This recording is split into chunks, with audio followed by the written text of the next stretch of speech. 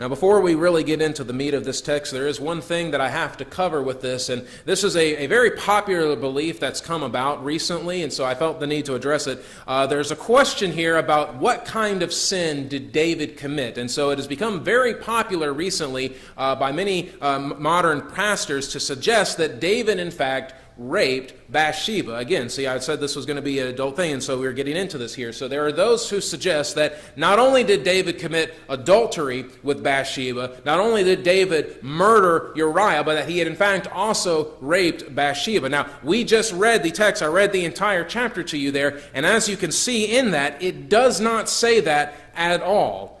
There are reasons why they think this. However, they're trying to pull from other sections. They use the proverb that Nathan the prophet will use to explain the situation to David later on about how a man steals a lamb, a rich man steals a lamb from a poor man, and they use that to suggest here that the text is wanting to communicate, the text is wanting to suggest to us that not only was David guilty of adultery and murder, but that he was also guilty of rape as well. Some other people will suggest the fact that even if David did not physically force himself onto Bathsheba, because of his position as king, that Bathsheba felt compelled to go to the king and felt compelled to sleep with the king out of fear of what the king could do to her if she resisted him. And so perhaps it's not quite the same as physically forcing himself upon her, but using his position and his power. The only problem with this is that the text does not say any of this. It is very much in the same way that when in the past pastors have suggested that Bathsheba was somehow flaunting herself by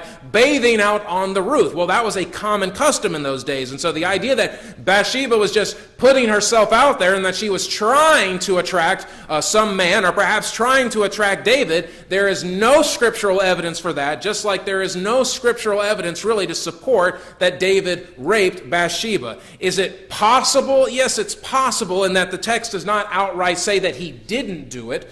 But again, it's an argument from silence. They're trying to suggest that, well, see, again, they're trying to say that perhaps the text is saying it, but the text doesn't. And the reason why we hold, and I'm going to hold to the position that David is guilty of adultery and not rape, is because the text doesn't say it.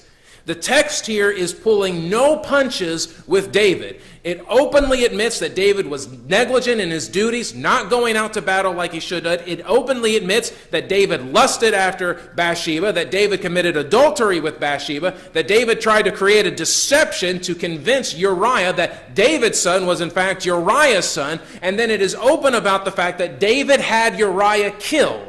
It has been very clear about the sins of David here. Nowhere does it mention the word violated. Does it say that David violated Bathsheba? And when that is the word that the Bible uses when it's talking about the word rape, as it uses this word violated. And we know this not only because, again, this word is used in Deuteronomy, it's used in Judges where the Bible covers this, but later on in the book of 2 Samuel, David's son will violate his sister. David's son, not the son that he was conceived with Bathsheba, but another one of David's sons, will rape his sister.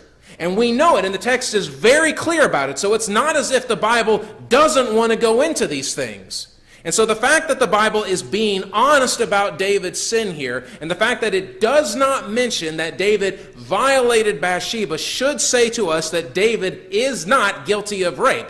I want to make something else very clear here. This is not a defense of David. David is an adulterer, he is a liar, and he is a murderer. So the fact that he's not guilty of rape in this instance is not a defense of him. This would be like to say, well, Ted Bundy wasn't a drug dealer to our knowledge. That's not a defense of Ted Bundy. Ted Bundy is in fact a rapist and is also a murderer. So to say that he's not a drug dealer is not a defense. It's not an uplifting of his character. It's just a clarification of what he is in fact guilty of.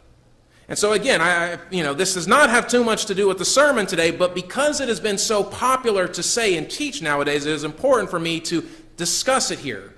So again, because the text does not explicitly state that David violated Bathsheba, in a section of the text where the scripture is being very clear about the sins of David, and because there is a section of the text that is very clear about the sin of rape and how evil that is, then there is good reason to think and to hold to the view that David is guilty of adultery, but he is not guilty of rape. We do not know Bathsheba's motivations. The text does not give it to us because Bathsheba is not the focus. David is the focus. It's David's sins that we're covering here.